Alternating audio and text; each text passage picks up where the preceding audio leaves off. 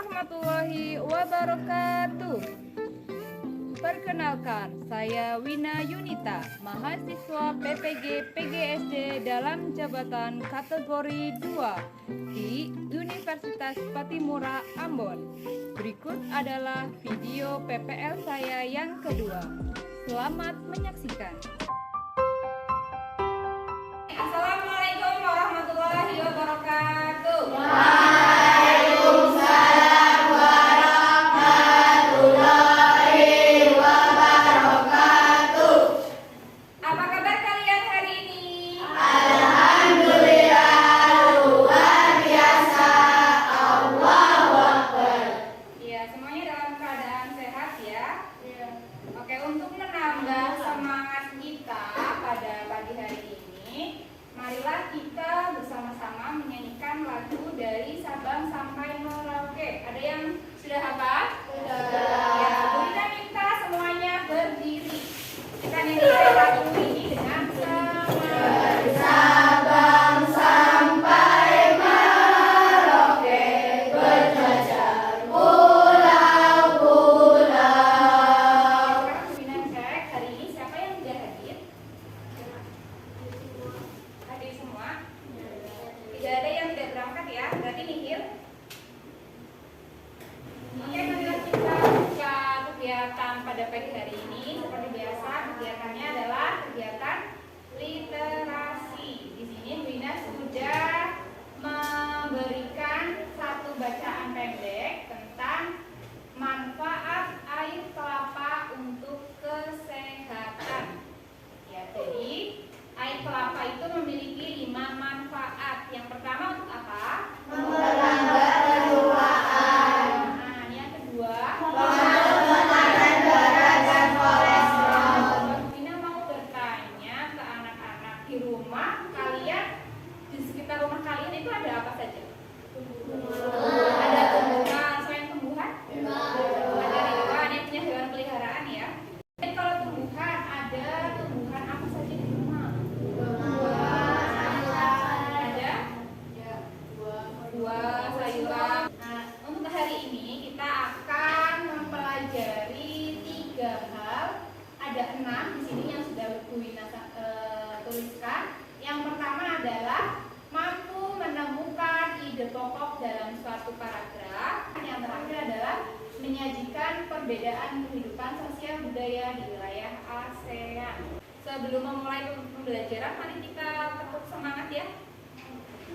Ada yang mau memimpin? Tepuk semangat.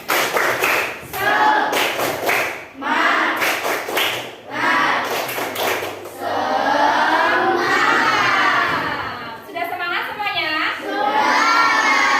Kalau sudah semangat, mari kita mulai kegiatan pada pagi hari ini dengan berkelompok. Kemarin sudah Bu Wina bagi menjadi 5 kelompok sesuai dengan nama-nama bunga yang sudah kalian bawa. Sekarang kita semuanya perhatikan di depan. Ada gambar apa yang paling kanan? Pisang. Iya, ini adalah pohon pisang. Kemudian yang terakhir? Padi. Apakah kalian sudah tahu dari keempat tumbuhan ini mereka berkembang biak dengan cara apa? Kalau padi ini berkembang biak secara apa? Vegetatif atau generatif?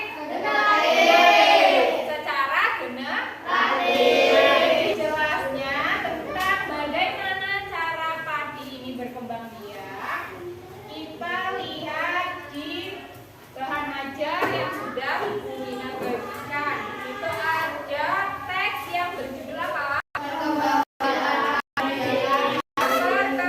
biak padi. Ada yang mau membacakan teksnya secara nyaring? Ya, silakan Mbak siapa? Dia berdiri Mbak, dibacakan. Teman-temannya yang lain lihat ya. Perkembangbiakan padi. Padi merupakan salah satu tanaman yang dijadikan bahan makanan pokok di hampir seluruh daerah di Indonesia. Padi merupakan salah satu tanaman yang menghasilkan karbohidrat yang sangat diperlukan oleh tubuh. Seorang petani padi memulai pembiakan tanamannya dengan menyemai biji padi yang telah direndam ke tempat penyemaian. Terima kasih untuk Mbak Aulia yang sudah membacakan teks tentang perkembangbiakan padi. Beri tepuk tangan untuk Aulia. Yang selanjutnya, Bu Ina akan bertanya tentang teks yang sudah dibacakan tadi. Kan kalian sudah menyimak ya. Nah, jadi jawabannya pasti ada di dalam teks kalau kalian menyimak dengan baik. Pertanyaan yang pertama, bagaimanakah langkah awal seorang petani menanam padi? Kelompok pelatih, jawabannya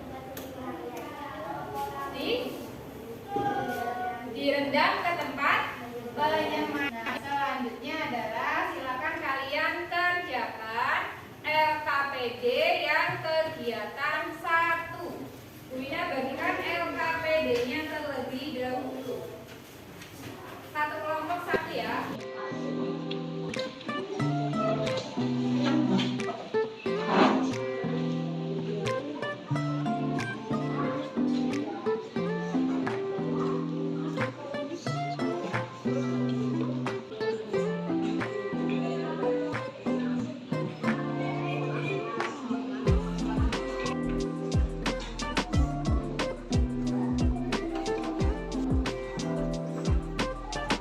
Nanti kalian ikut satu ya. Sudah paham tentang kita tadi sudah belajar tentang apa? Perkembangbiakan padi. Kita menemukan kesimpulan dan ide pokok dari teks yang sudah dibahas. Jadi sebelum kita membahas tentang perkembangbiakan secara generatif, kita akan mempelajari tentang bagian-bagian bunga. Nah, jadi ini bunga dibagi menjadi 2, yaitu bunga sempurna dan bunga tidak sempurna. Nah, bagian yang tidak sempurna adalah bunga yang struktur bagiannya ada yang kurang. Kalau bunga sempurna adalah bunga yang memiliki bagian-bagian yang lengkap. Nah, itu tentang ciri-ciri bunga sempurna dan tidak sempurna serta bagian-bagian dari bunga. Untuk lebih memudahkan kita menghafal bagian-bagian bunga, Bu Ina punya lagu cara menghafal bagian-bagian bunga. Nah, ini lagunya, kita saksikan bersama-sama. Lagunya menggunakan lagu Aku Adalah Anak Gembala. Ada 9 bagian bunga, kepala sari dan benang sari, kepala putih dan tangkai putih, mahkota bunga indah sekali, tangkai bunga dasar bunga, bakal biji kelopak bunga, bersama belajar bagian bunga. Nanti dihafalkan lagi di rumah, oke? Sekarang boleh duduk. Seperti yang sudah Bu Ina sampaikan kemarin, kalian sudah Bu Ina minta untuk membawa bunga. Sudah ya? Nah, coba sekarang kalian berkelompok menganalisis bagian-bagian dari bunga yang sudah kalian bawa dari rumah. Kemudian kerjakan LKPD pada kegiatan 2. Jadi nanti tinggal dicetak. Di sini nama siapa yang bawa mahkotanya ada, kalau nggak ada dicetak. Kalau pakai harus dicetak. Dan pelatih dari itu di sini juga pelatih. Terus ada mahkotanya. Ya, selanjutnya Bu Ina akan menerangkan tentang bagaimana caranya kalian bermain peran. Jadi kalian sudah menganalisis tentang bagian-bagian bunga ya. Nah, sekarang Bu Ina minta kalian perwakilan dari setiap kelompok untuk ke depan. Yang indah dan subur. Di suatu kebun tinggallah berbagai macam tumbuhan bunga yang indah dan menawan. Kebun tersebut sangat terawat. Setiap hari bunga-bunga disiram dan mendapatkan cukup pupuk. Ada bunga matahari, bunga melati, bunga datanglah bunga baru, dia adalah bunga mawar. Hai semua, aku penghuni baru. Boleh sekali, perkenalkan, aku Matahari. karakteristik. Mahkotaku berwarna kuning cerah. Aku juga memiliki kelopak dan tangkai. Kalau aku melati, aku sama seperti matahari. Aku memiliki benang sari, putih, kelopak, dan tangkai. Hanya saja mahkotaku berwarna putih bersih. Di tengah-tengah percakapan mereka tiba-tiba datanglah seekor ulat pemakan daun-daunan yang hendak memusnahkan ulat tersebut. Ya, berikan tepuk tangan yang meriah. Kembali ke tempatnya masing-masing. Tumbuhan yang indah seperti bunga matahari, bunga mawar, bougainville, bunga soka, dan yang lainnya itu tidak hanya tumbuh di Indonesia. Negara-negara tetangga seperti Malaysia, Singapura, dan yang lainnya itu juga memiliki keragaman tumbuhan sesuai dengan negara mereka masing-masing. Kalau di Indonesia, bunga Kamboja identiknya dengan apa?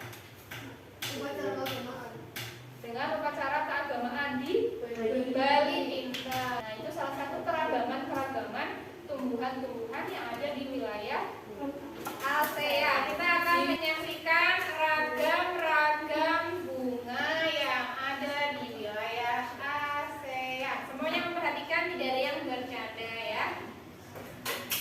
Nah, ini adalah bunga nasional dari 10 negara ASEAN. Kita saksikan bersama-sama. Ini bunga nasionalnya Indonesia. Ada bunga ya, kemudian ada bunga anggrek dan bunga melati.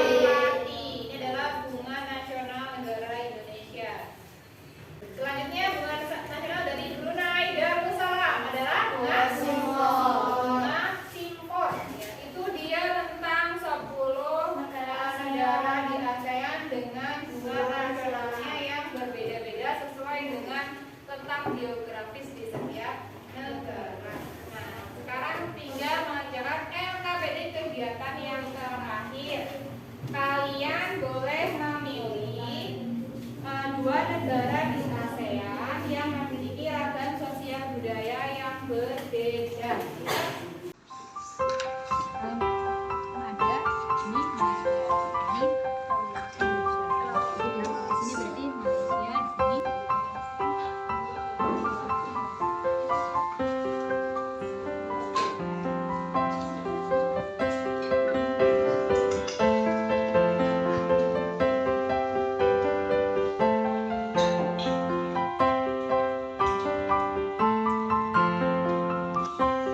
Kurang 5 menit ya anak-anak. Bagi